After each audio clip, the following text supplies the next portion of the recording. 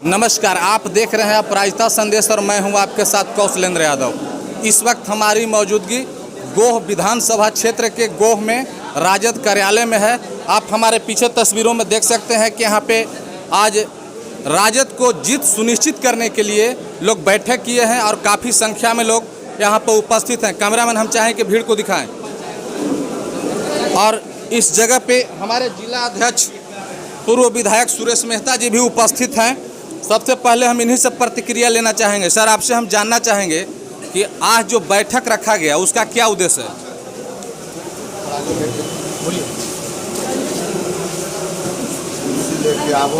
आज का बैठक का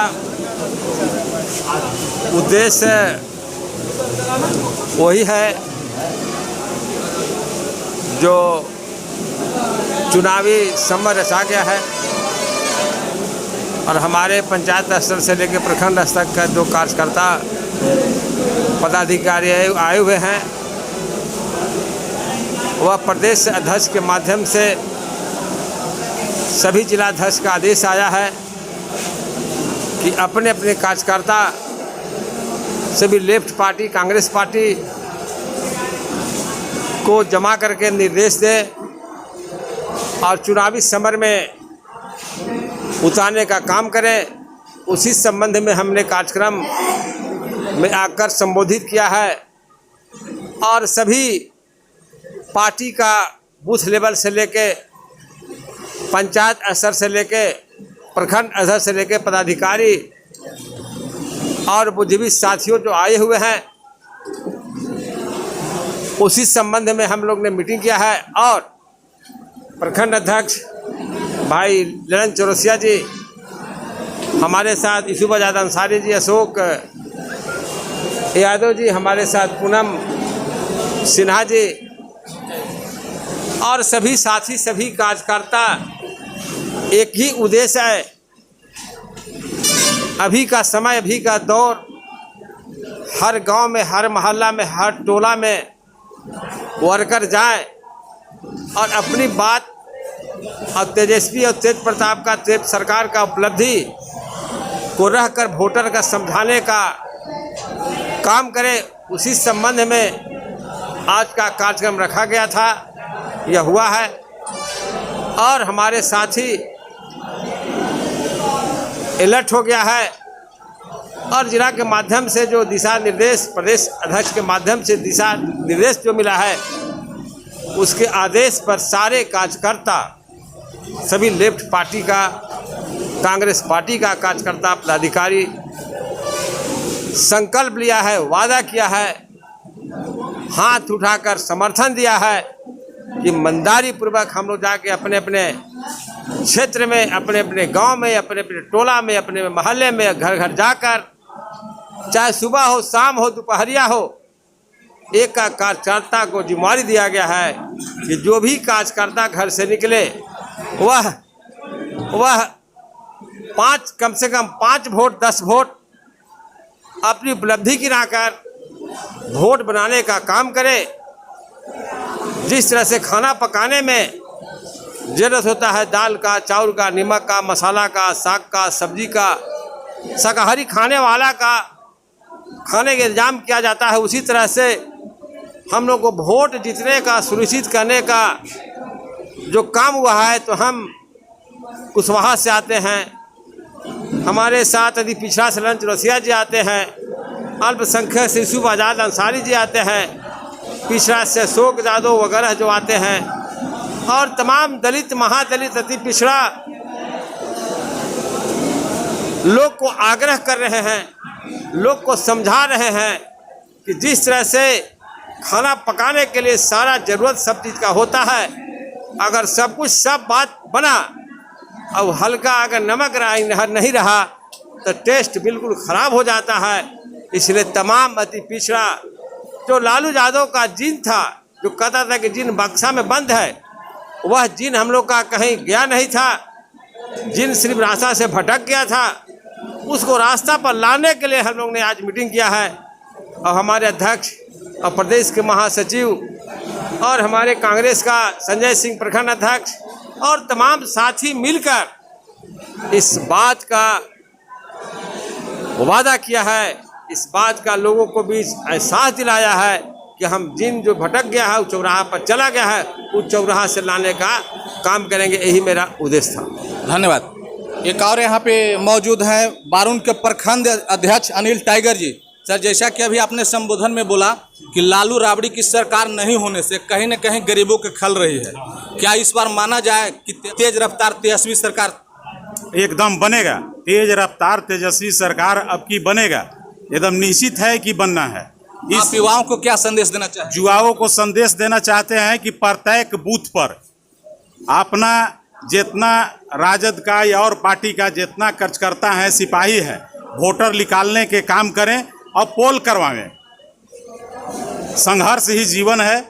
अभी मौका आया है पलटू राम के जवाब देने के लिए। 5 साल 15 साल जो शोषण सहे हैं उसको जवाब देने के लिए अभी चूक जाइएगा तो फिर जो 15 साल शोषण और शासन सहे हैं फिर सहने के काम करेंगे। हमारे जो नेता हैं प्रतिपक्ष के, उन्होंने आह्वान किया है कि लॉकडाउन में जिस तरह से नीतीश कुमार जी बिहार के मुख्यमंत्री हैं, माननीय हैं, और पूरी बिहार के जनता की जिम्मेवारी सुख दुख का उनको साथी बनना चाहिए था, लेकिन नीतीश कुमार ने मुंह छुपाने का काम किया। उस सुख दुख का साथी कौन बना?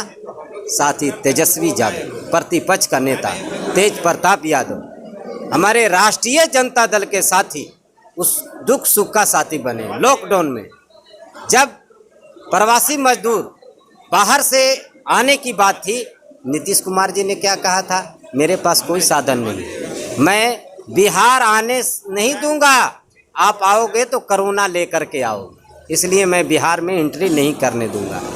ये नीतीश कुमार जी।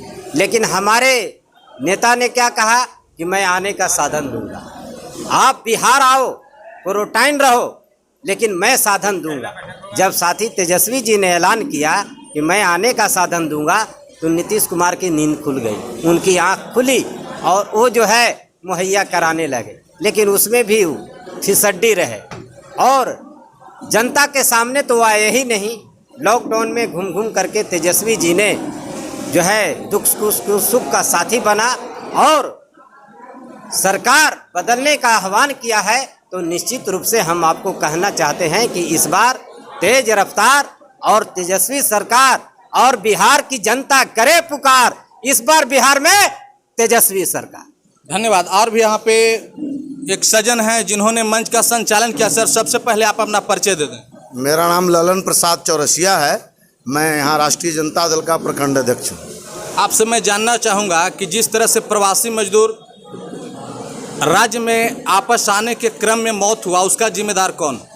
उसका जिम्मेदार है माननीय सेंट्रल में मोदी जी, यहाँ नीतीश कुमार जी हैं। इसलिए मैं कहता हूँ कि जिस समय लोगों को हवाई जहाज़ वाले को ला रहे थे, अगर अनाउंस कर देते कि गरीब गुरबा भी जो कमाते हो बाहर, वो अपने घर को चले जाओ, 1 सप्ताह का समय देता हूँ, तो शायद हम समझते हैं कि ये घटनाएँ नहीं होती। और जब आना शुरू किया तो माननीय नीतीश कुमार जी ने कहा क्या बिहार वासियों, बिहार में मत आओ, अगर आओगे तो कोरोना लाओगे और यहाँ क्राइम भी लाओगे।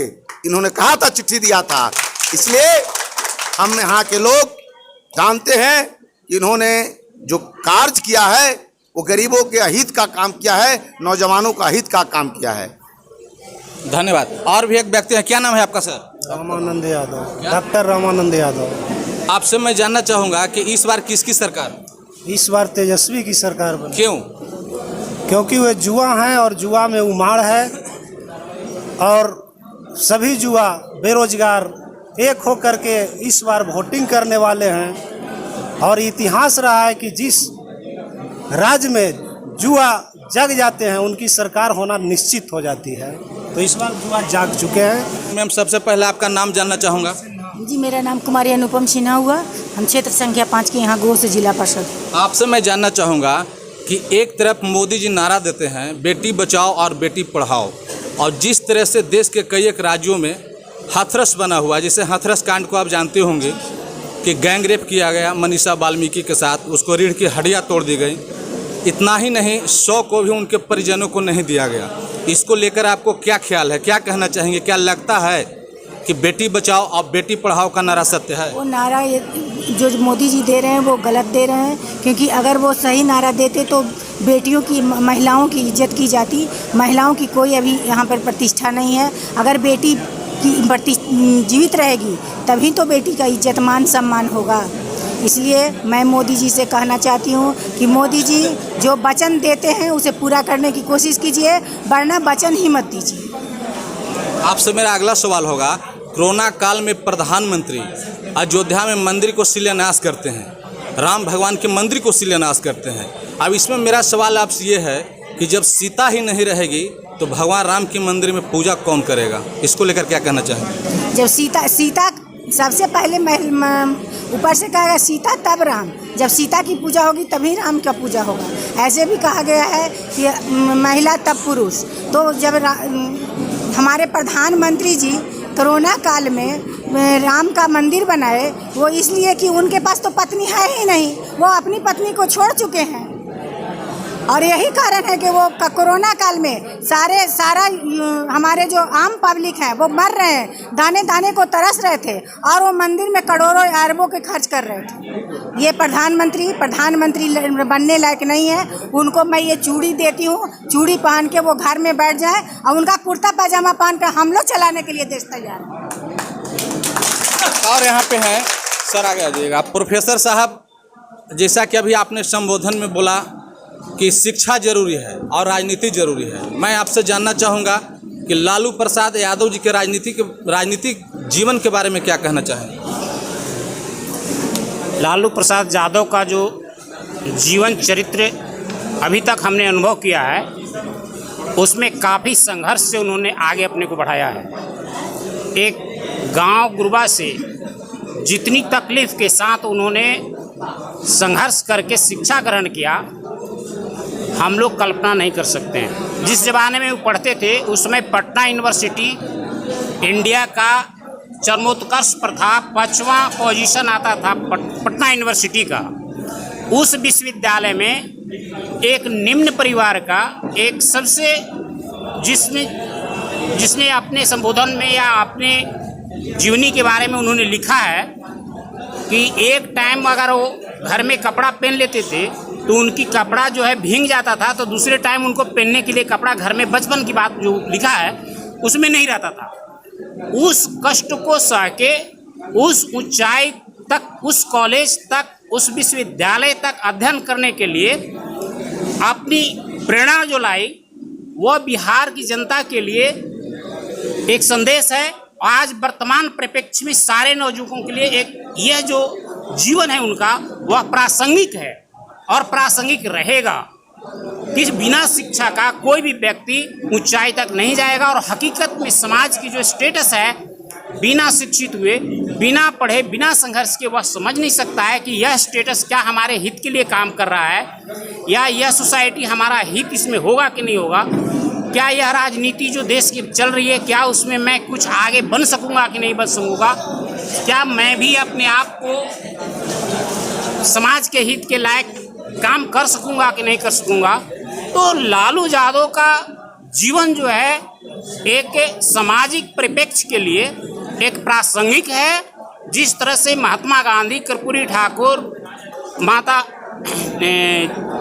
फुलेराम, ये सब सारे जितने भी लोग पीछे जो जीवनी उनकी आती है, उसी तरह से इन्होंने अपने जीवन को शिक्षित बन के और लोगों तक पहुंचने का काम किया है। और आज इस राज्य को, गरीब गुरबे को इज्जत देने के लिए शिक्षा का भी प्रसार किया।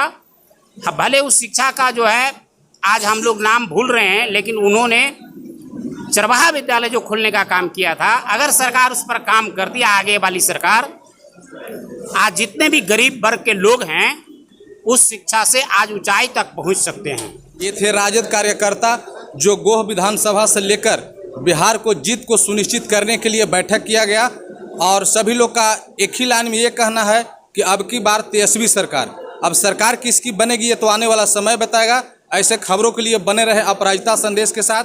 गोह विधानसभा क्षेत्र से कौशलेंद्र यादव, धन्यवाद।